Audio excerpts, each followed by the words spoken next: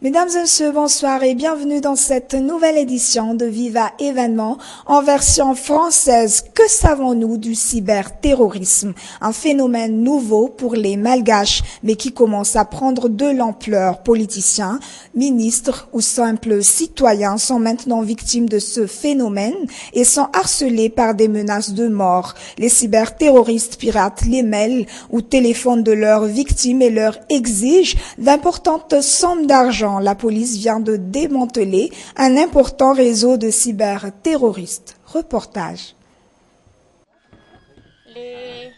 C'est par email qu'ils ont contacté leurs victimes.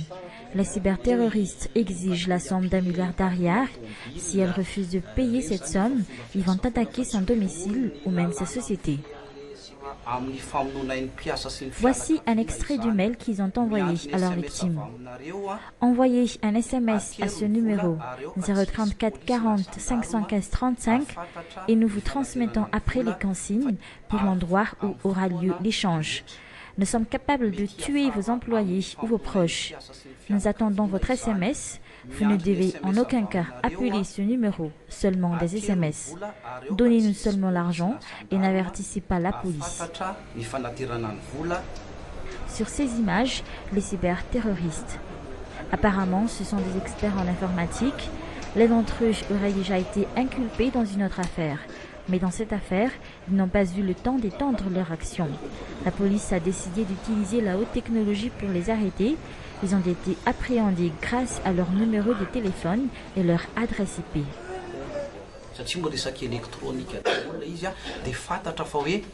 Nous avons eu besoin de l'adresse IP du cyberterroriste pour pouvoir le localiser. Nous avons appris que cette adresse est localisée à Fianarantsoa. Nous sommes allés sur place pour arrêter un des membres du gang, VV et sa complice. Une femme dénommée Lang fut arrêtée lundi dernier.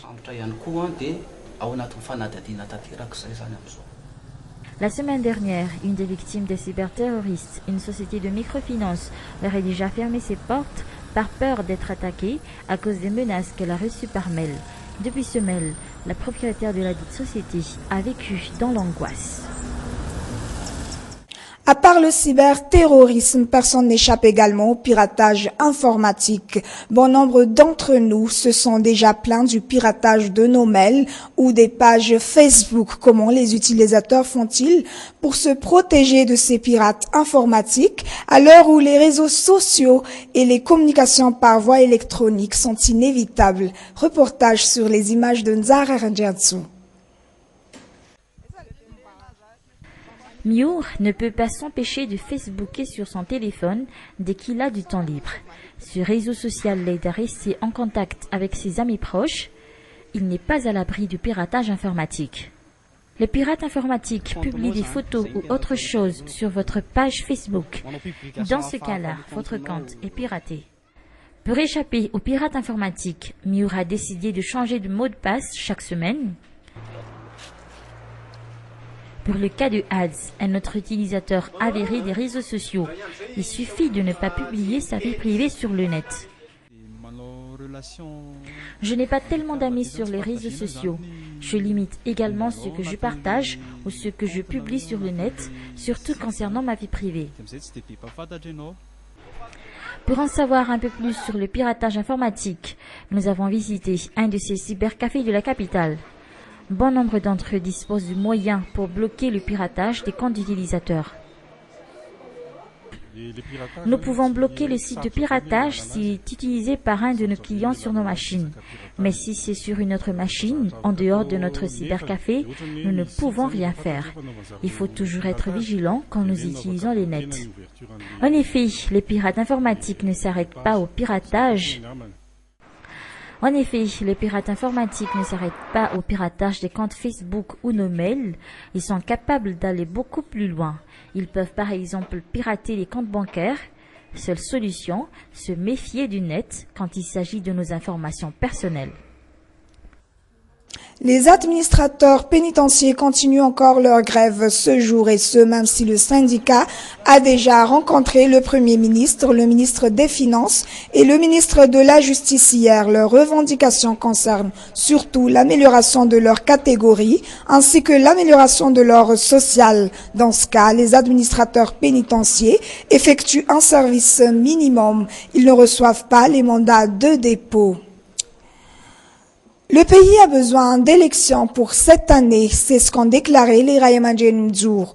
Ils ont aussi déclaré que le peuple en a marre de la crise politique. Dans ce cas, ils lancent un appel à toutes les entités dans le pays pour prendre leurs responsabilités respectives, pour ensuite lier les forces afin de vaincre cette crise ensemble. Cela commencera par les politiciens et aura un impact chez le peuple. Le pasteur Ramin Paul a précisé que le problème vient de la façon de penser de chacun par rapport à la déclaration de la Sénite sur la date des élections. Le pasteur a souligné qu'il ne faut plus attendre. Un tout autre sujet, comme nous l'avons déjà annoncé hier soir, les musulmans célèbrent depuis hier la fin du Ramadan. Ce matin, ils ont effectué la traditionnelle prière collective appelée Salat ul Idul Fitr, qui marque toujours la fin du jeûne religieux et le début de l'Eid. Armi Sarakoutbe et Yves Janel. Le soleil n'est pas encore levé, mais déjà les fidèles musulmans envahissent cette mosquée. C'est l'imam qui commence la prière avec son homélie. Il est 5 heures du matin.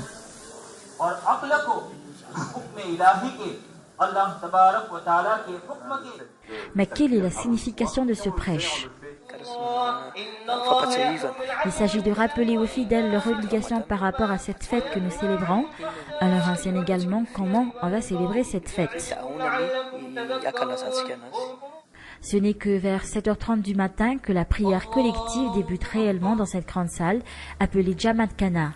Allah Akbar, où Dieu est grand, disent maintes fois ces fidèles musulmans au cours de cette cérémonie religieuse.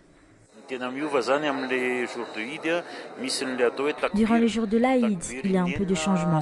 Il y a ce que nous appelons takbir. Les fidèles répètent 6 fois l'Allah Akbar, comme vous l'avez constaté tout à l'heure. La cérémonie se poursuit par la transformation de l'imam en prophète Mahomet. Il monte sur le minbar, tient une canne et lit à haute voix le Coran. Puis la prière se termine.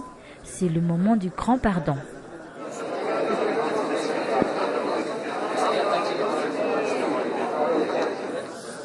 Après 1 heure de prière collective, toute la salle est en euphorie. Nous sommes très heureux parce que tout s'est bien passé durant le Ramadan. Pourquoi ce vendredi était si spécial pour vous?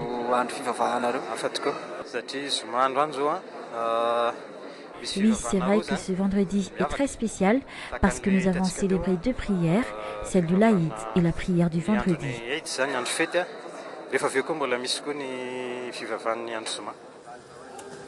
Les fidèles musulmans célèbrent 2 grandes fêtes tous les ans, l'Aïd el-Fitr et l'Aïd el-Abad.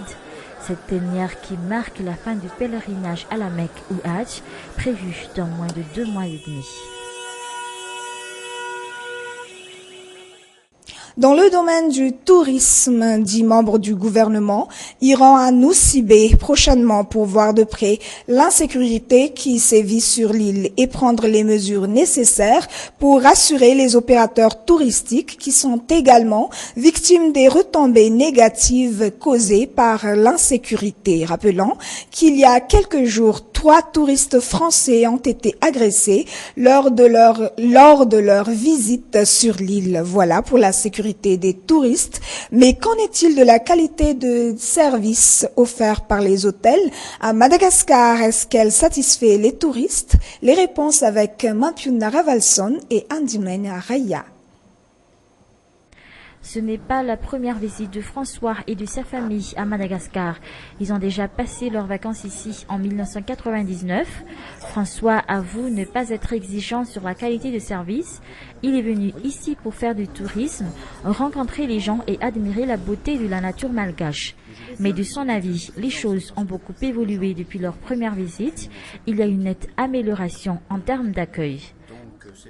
Bien, nous avons particulièrement apprécié l'accueil et la qualité de l'hébergement.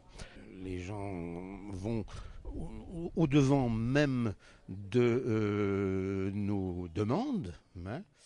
Les hôtels pullulent dans la capitale actuellement. Les critiques émanant des touristes étrangers varient selon leur catégorie et la nature de leur visite, mais toujours est-il que le secteur a besoin d'innovation pour bien se développer et attirer davantage de touristes. Bon, on avait trouvé une hôtellerie quand même tout à fait convenable. D'autres secteurs comme l'environnement et l'économie doivent également être pris en compte pour bien booster le secteur touristique. Point final à cette édition. Merci de votre attention. Bonne soirée à tous avec Viva.